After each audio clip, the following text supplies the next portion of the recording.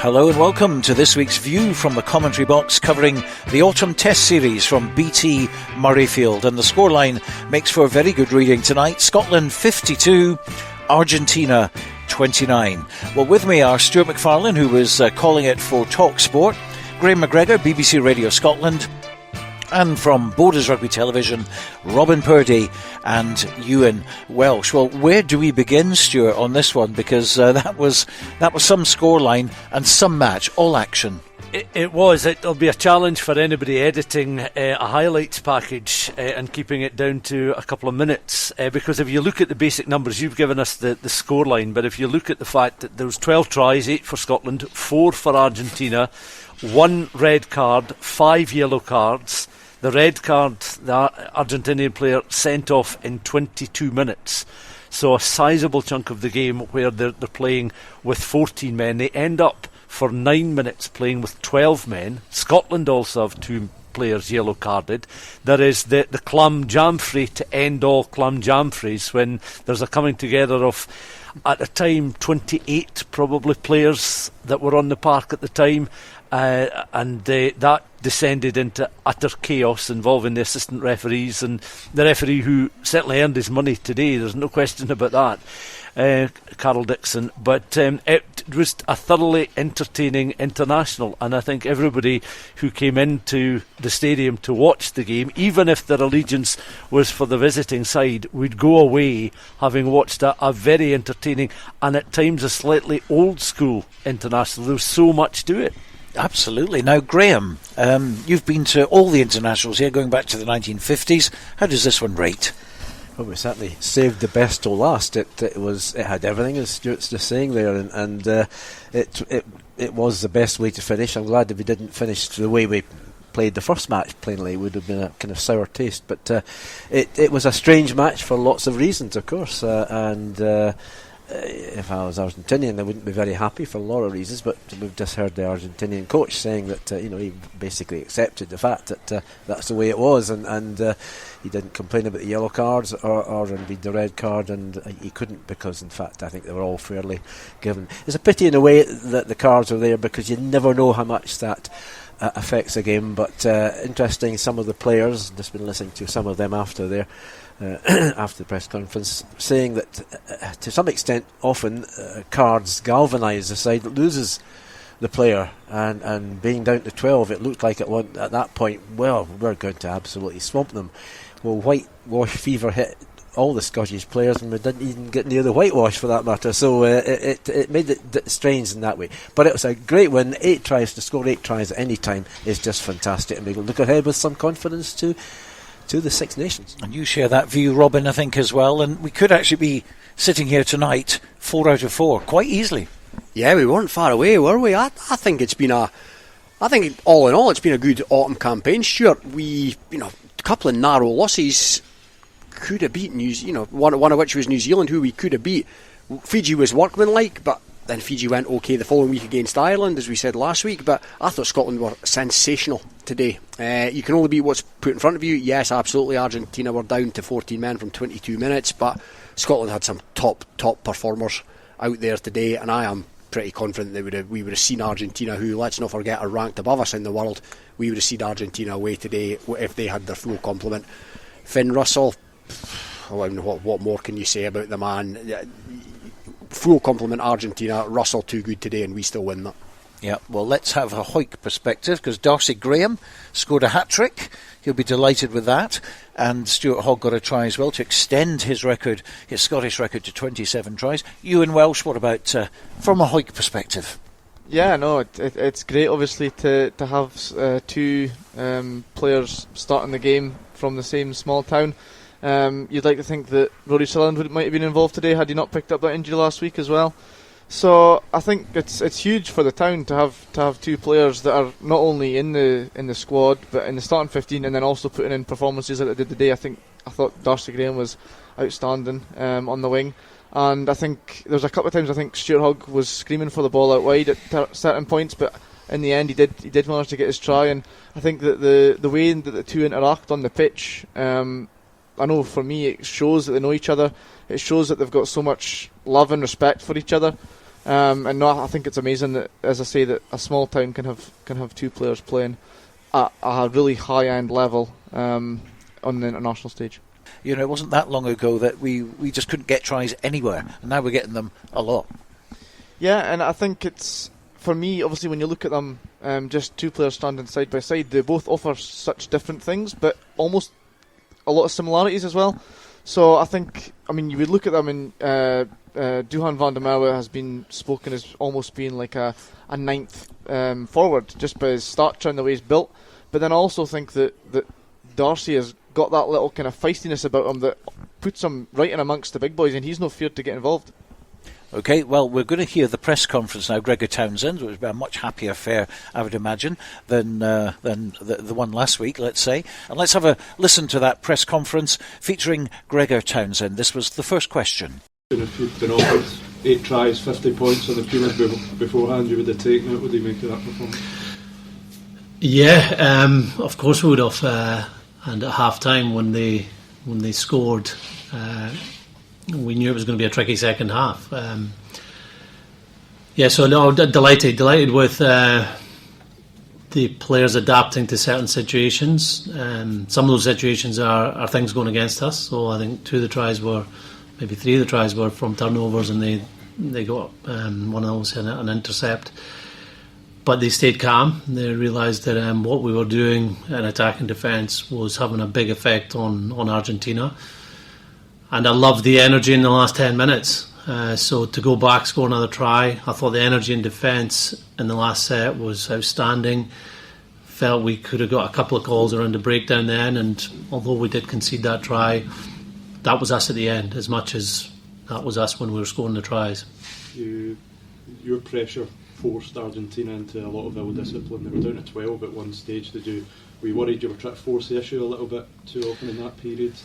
Yeah, look, I think it was just one incident really, and the space is obviously more evident when the opposition are 12. I think we were down at 14 at that time, so maybe we were trying to rush the ball to get into that space rather than doing the narrow up of the defence or getting the contact right. And yeah, we conceded a try during that period. I think we got held up over the try line on a couple of occasions during that period. So these are things that you certainly want to work on. But in the main, the players did what was right to create opportunities, and we've got some players that can finish off of opportunities like they did today. What did you make of Finn's performance? Very good, very good. I thought there's parts of his game that maybe doesn't get talked about a huge amount. I said to him in the change room, 3 tackles in a row in the first half, so showed his competitiveness there. Working out that the defence was maybe rushing up on his outside and taking that space, and he's got a very good carrying game, really good fending offload, and that created line breaks.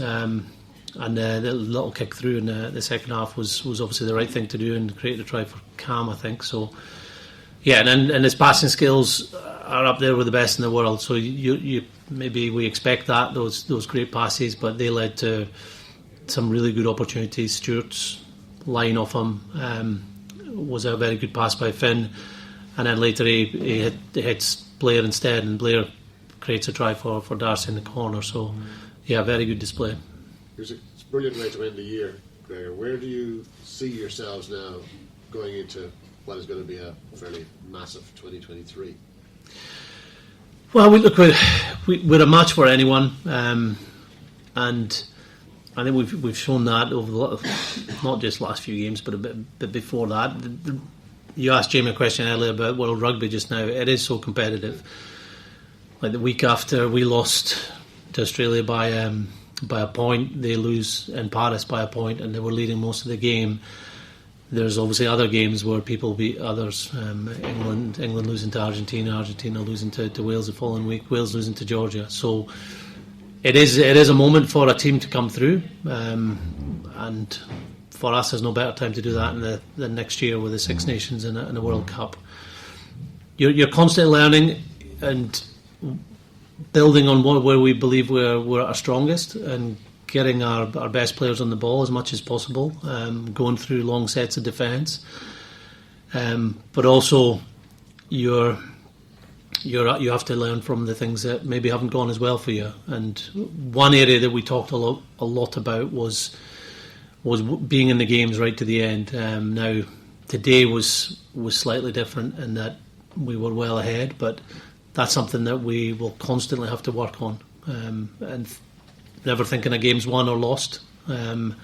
Because the teams are so competitive, they'll keep coming back at you. So I'm sure there'll be some competitive fixtures in the Six Nations. We know we got 3 home games coming up, and the way the crowd has been supporting the team the last 4 weeks, I can't remember any time like this in Scottish rugby where 60,000 plus are coming along. They're turning up 2 hours before kick-off. They're creating energy, and it does give us a boost. It's given Welsh teams a boost over the years, and to have that back in that atmosphere going at the Six Nations is really helpful. You've got some big players to come back in, hopefully soonish. Cummings, Darge, some others.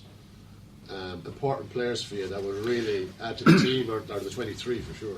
Absolutely. We'll look at the second row. So today, Johnny Gray and Grant Gilchrist are 2 of our most experienced second rows, and they played really well today. But Scott Cummings has been outstanding. He missed the autumn campaign. Sam Skinner got injured in the autumn campaign, and Richie Gray has been a revelation in the last 2 weeks. So that's just one position. Back row is going to be really competitive. Rory and Hamish are probably our 2 leading open sides, and they're both missing today. And even in other positions, like obviously Finn has been very, very good the last 2 weeks, but Adam was unavailable. So there's competition in that position, competition right throughout the squad. But as an international coach, you can't think too far ahead, because often someone gets injured between now and the Six Nations. But it'd be nice to have everybody available by end of January next year. Have done enough to go into the Six Nations as your first choice then?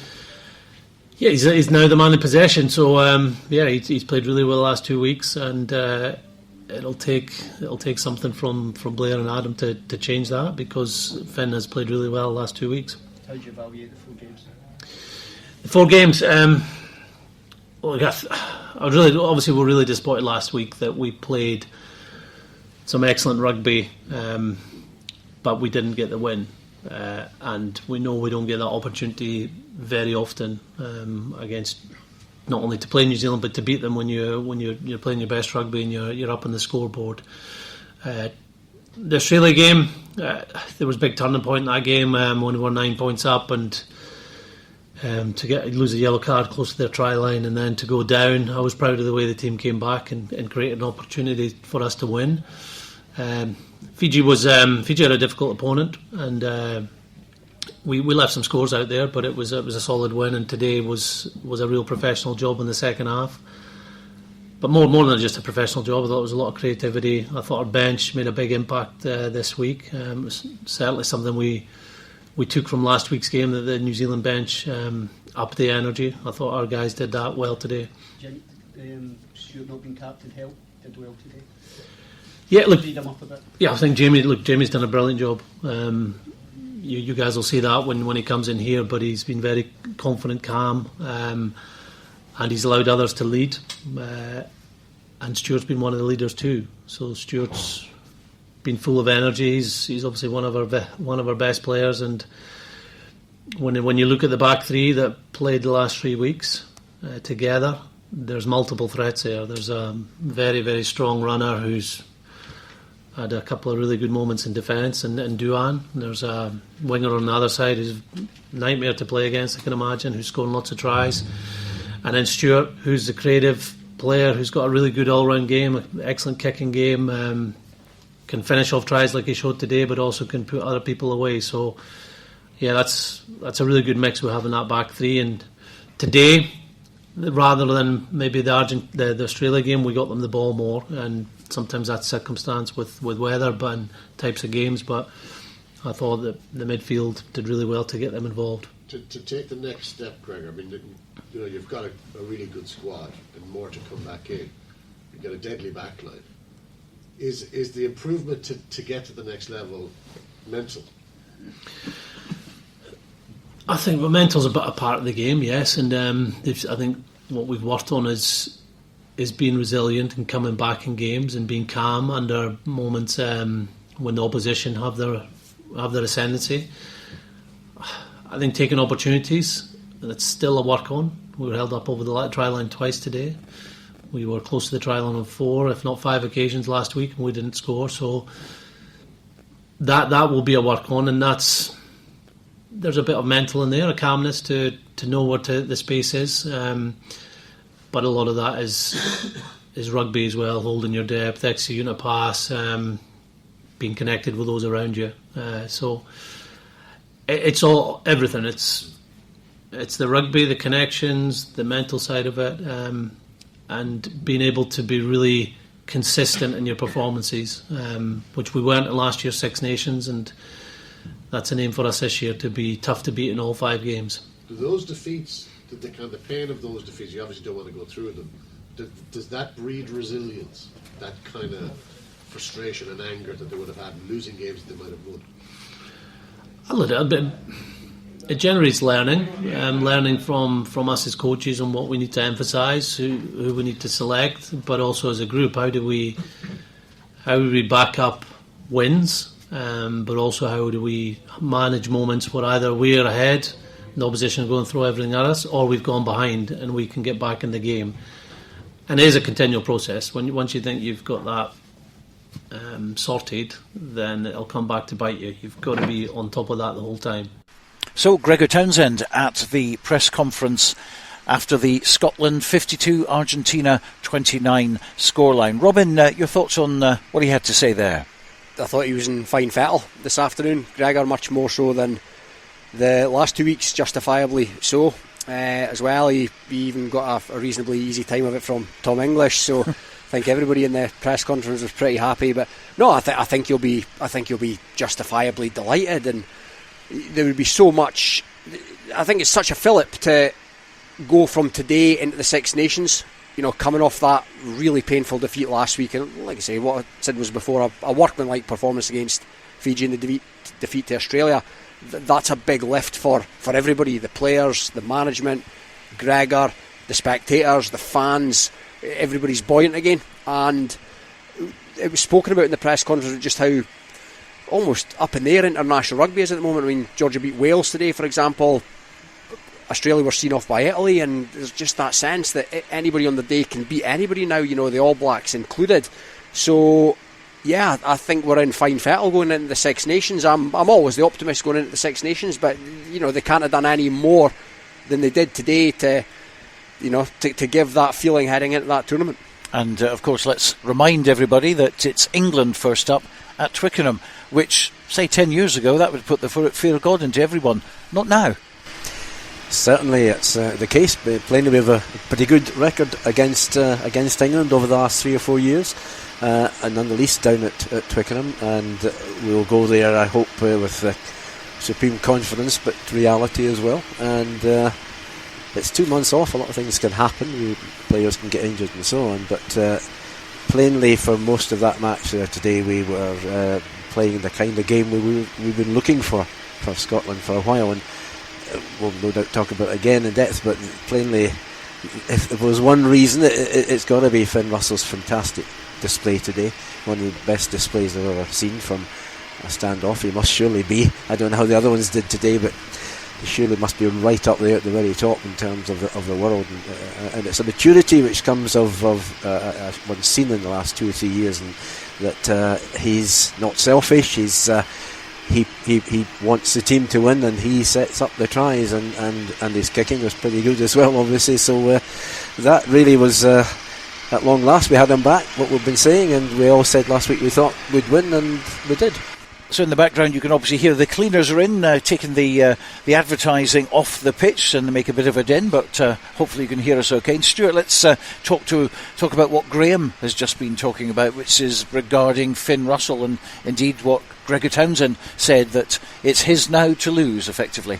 Yeah, he's the incumbent 10, and he's the foreign player, and I think Gregor was at pains to point out various aspects of his game today. I think much of today suited him. I think much of the autumn tests suits Finn Russell. I think the fact that you've got a Pacific Islander team and 3 Southern Hemisphere sides, I beg your pardon, I think that is something that he relishes the opportunity to play opposition like that, because I think collectively they all play in a slightly different style to the Northern Hemisphere teams that you're going to face in the Six Nations. And one of the things that I think is important, and it came in the press conference in two parts, and the first part was a comment that Gregor Townsend made about Scotland being a match for anybody.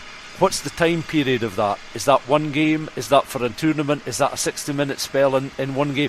That is what will be going around his mind, because that was his ultimate frustration in the defeat to New Zealand. They were a match for an hour, but you need to then go the next 20 minutes to get that victory over New Zealand, and how that would certainly boost the Scots. Can they do that for 80-85 minutes against England, followed by Wales, followed by Ireland, followed by France, Italy and so on? So that's what he's looking for. He's looking for that consistency. He's got a bit of continuity now if the players stay fit. And to answer Tom English's question as he did, I think a lot of it is now the learning process, and it's the continued learning process, and it's going back to what went wrong, and in the white heat of a Six Nations game, how do you eliminate the mistakes, and how do you ensure that you're not on the wrong end of a 50-50 decision that ends up in a yellow card rather than a caution, that can make that playing and going toe-to-toe and matching your opposition that bit harder if you happen to lose a man.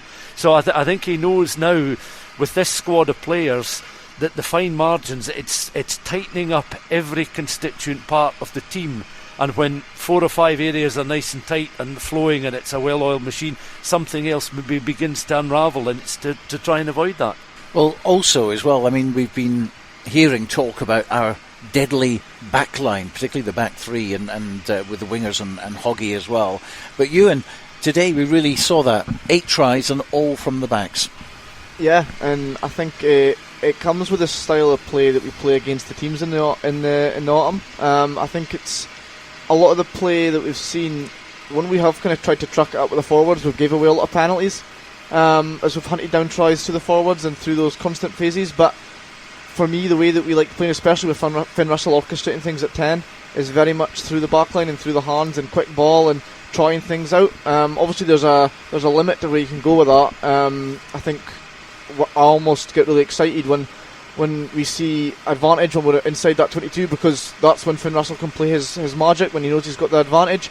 But I think just the whole aspect of playing to the strengths of the backline, when we're facing the type of team we can exploit that, is really special. And I think, especially as I say, when you've got Finn Russell orchestrating things at 10, you have to use that, and you've got to, because this is a game, the type of game that he likes, playing these kind of teams, use his strengths. And then also, as we've mentioned, with the back three that you've got there's so many different options. Even if you're wanting a strong physical run, you can give it to one winger. For that, if you're wanting some kind of jinky run, you can give it to another winger. So when we've got all those different strengths that we have got, I think it's key that we utilise them. And moving to the second row now, Richie Gray, the performance that he's put in has been tremendous, and the lineouts were okay, but they certainly weren't as good as when we saw Richie Gray involved. Yeah, just before I come to that, just to finish on the back line there, Tuipulotu, he is nailed on now in that 12 jersey for me. Run of games, that shirt is his. But no, the lineout didn't function quite as well as it's done in recent weeks. I thought Johnny Gray and big Grant Gilchrist again put themselves about massively. They really do the donkey work, the unseen work, whatever you want to call it, and they're an integral part to that back line securing what they need to do their job, i.e. the possession. And yeah, again, I think Scotland are well blessed now in second row stocks, the two incumbents that play today. But obviously, as it was mentioned in the press conference, Richie Gray has been a revelation. There's almost an Indian summer on the go there, and let's not forget Scott Cummings was kind of the main man not that long ago. He's been injured. He'll be to come back in, and there'll be injuries across the whole squad between now and the Six Nations. That's just inevitable. It's professional sport. But yeah, we've just got depth in certain positions now, and we've got that element of stardust to go along with it. And you could add the back row to that very easily. Oh yeah, the back row. Again, Darge to come back in, Hamish Watson potentially to come back in. There's plenty of options there. For me though, and I don't want to sound like a broken record, we've got the depth, we've got the stardust, the players out wide. does it come down to one man and one man being on form to beat an England, to beat an Ireland, to beat a Wales? Yes, for me it probably does. And he was on another planet today. I'm thinking back to a performance like that in the flesh that I've seen. I might have to go back to Gary Armstrong 1990 Grand Slam game, and I was only 12 at the time. That's how good Finn Russell was today. Grahame MacGregor, the front row. That was a tough pack. I mean, let's not forget the Argentinian pack is monster, and we saw it at the end after more than 80 minutes. What was it, 85, 86 minutes? They certainly were still in there, and of course they kind of took a wee bit things off the game today by scoring in deep into injury time. So a big pack, but I think our front row handled them very well, and I think they played their part as well. You know, this kind of, there was a feeling you felt throughout the whole team, and obviously the backs are the ones that got all the glory and all the tries, if you like, today, but the pack laid the foundations, and the front row played their part as well, and it looks like Fraser Brown had been injured in the first few minutes, but thankfully he seemed to get through that, and I was pretty impressed by the way they held up against really big guys and really good players in the Argentina. It's like so many of these players they play in Europe, most of them, and it's not like it was many years ago perhaps when they came from far away and they didn't know our style of rugby and so on. So it was a good effort all round. I think that spread not just throughout the backs but in the forwards as well. Well, Stuart, turning back to you again, we were in the commentary box with Chris Patterson, of course, and he was quite amazed at the violence on the pitch. It was quite extraordinary because it was like old-fashioned. The amount of jersey pulling that was going on in there, I mean, they did everything else but punch people, but it went on and on and on, didn't it? And we haven't seen that for a while. Yeah, I mean, it made Graham Souness's debut for Rangers against Hibs in August 1986 very tame, when 21 footballers came together, leaving Alan Rough on his goal line as the only player not involved in that stramash. But yes, I remember it well. It was a bit like wacky races, but in rugby form, and I think it just illustrated the South American Argentine passion. You wonder if there was anything simmering from the summer, and the fact that this is the fourth time that these nations have played one another in less than 6 months. Now that's quite unusual. Yeah, you know, so that it may have been a little bit of history there, and the fact that there's a history of them now having played 22 matches, 11 wins each. But yeah, I mean, it was a feisty affair, and it was simmering for a good 5 or 10 minutes before there was this sort of explosion of rage and anger and shirt pulling, and then sort of taunting one another with disingenuous smiles and words in ears and things like that, and then it sparked off again, and you're thinking, you know, there was literally 2 or 3 players. In fact, I don't think Finn Russell was too heavily involved, and there were clearly 1 or 2 players that were like, I'm not interested in this. But just about everybody else was, and the crowd standing in front of us, the West Stand, almost as one got up, because 1, they were astonished at what was happening, but 2, they were fascinated about what was going to happen and what potentially was going to be the outcome, because we'd at that stage had 3 yellows and a red, I think, at that stage, or certainly 2 yellows and a red, if not 3. Ewan sort of nodding there that's roughly what had gone on before. So there had been isolated moments of referee having to intervene over decisions, but this was a classic coming together, and it just added another layer to an intriguing game. And as Graham said, you know, for this to be the last game, it sets up a real appetite here. The marketing department would absolutely love this because, you know, while there was a real stooshy going on, there was just occasional reminders of the 3 matches that are going to be played at BT Murrayfield at Murrayfield in the spring for the Six Nations, and nowadays, as we've said many times before, an international rugby crowd is very different to what it was 30-40 years ago. Well, let's in fact go round the table here and end on the predictions now for the Six Nations, and start with you, Ewan, because we've seen 4 matches here. It's ended 2-2 as far as Scotland is concerned. What do you think Gregor and the whole of Scottish rugby has got out of these test matches ahead of the Six Nations? I think it's really interesting because I think the way that the games have unfolded in the order that they've unfolded really boosts Scottish rugby. I think had we ended after last week's match, it wouldn't have done much benefit because of the way that the whole atmosphere kind of ended after that game. Obviously, that was probably the worst Gregor Townsend's ever really reacted after a game. It just had a kind of sour atmosphere at the ending. But because we've finished on a high with this game and a real high-scoring, developing game, I think it will have done a lot in terms of Scottish rugby and getting people here and getting them interested and entertained.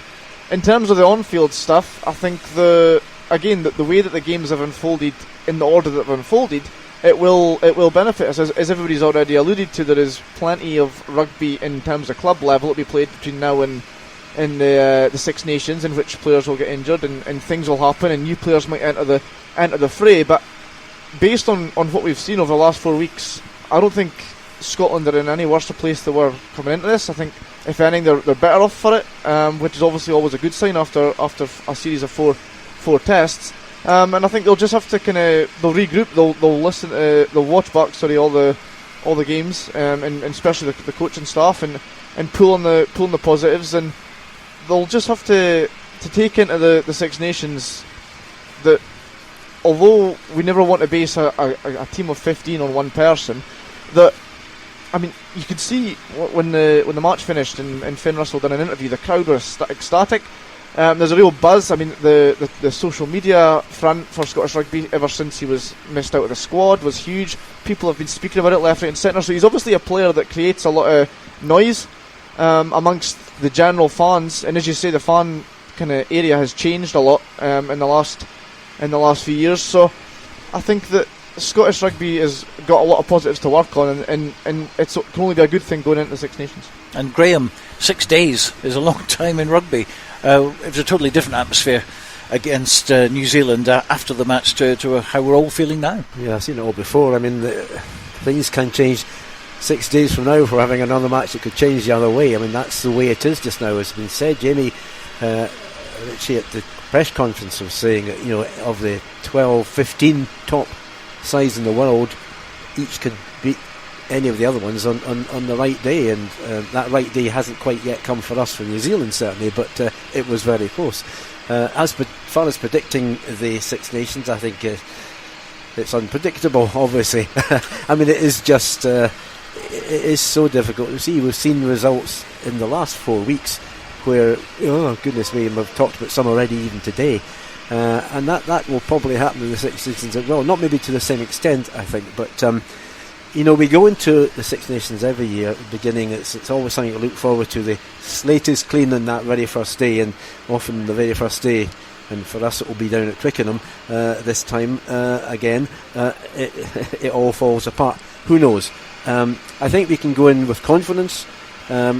I don't think the other sides will be looking on us as easy meat, and certainly we shouldn't be.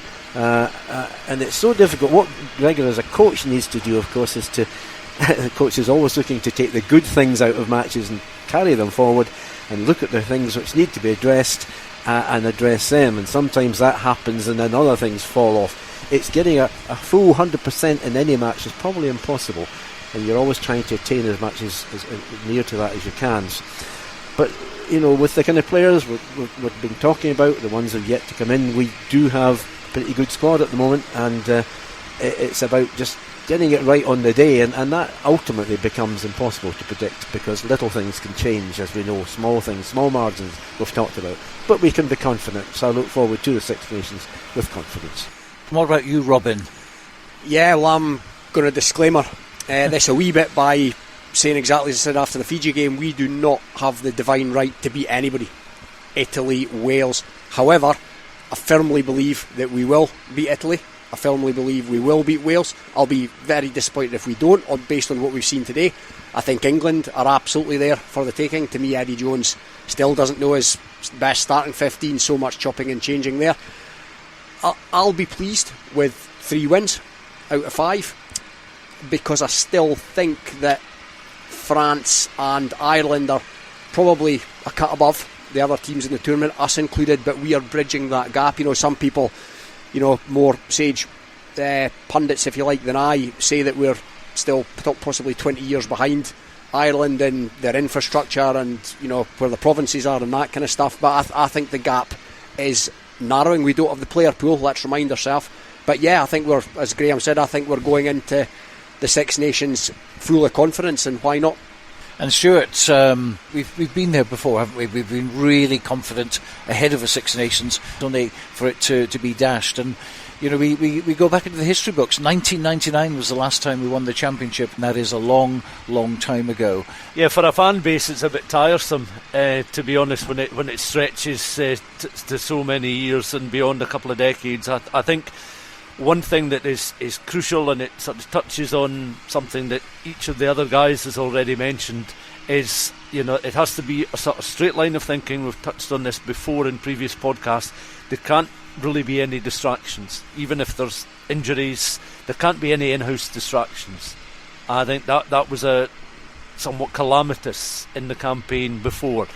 No point dwelling on that now, it's happened, but it has to be in some way remembered by all the players, all the members of the party, put to bed, doesn't happen again, we'll go on, straight line of thinking, we're going out to win, we're going out to play for 80 minutes, we're going out to give our top game for 80 minutes, there has to be this sort of real determination on the players to right wrongs of the past. Otherwise this continual cycle will be just that, a continual cycle, year upon year upon year. One thing I wanted to mention very quickly in the back of Euan's point was it's interesting that when Finn Russell was speaking inside the stadium, there was a huge crowd still there, almost deathly silence, because they were listening intently to what he was saying. Now, normally, if it's one of the players at the end of the game, there's a little bit euphoria. There's an atmosphere of that. Today, they were hanging on his every word, and I thought that was interesting. That.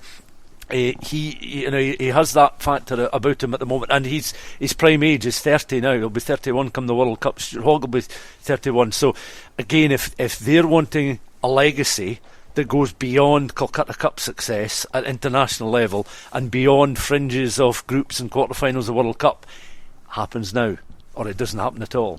And they've got to lead and filter that through to your Jamie Riches, to your Darcy Grahams, to your Doon van der Merwers, who's still learning the game. I think Darcy Graham's maybe a better understanding of rugby, natural player than van der Merwe is, and that's all part of the learning process for these people. That's right. Well, it's very, very kind of the cleaners to stop now, just as we're ending the programme. Well, that's just about it for today. We'll be back for the Six Nations for another view from a commentary box, and goodness knows what's going to happen then as we take on England, we take on Ireland, we take on Wales, and we take on France and Italy as well, who incidentally lost and got hammered by South Africa this afternoon. And this was the re-emerging Italy that we were all a bit worried about. I think after the South African result, that might be put on hold for a little while.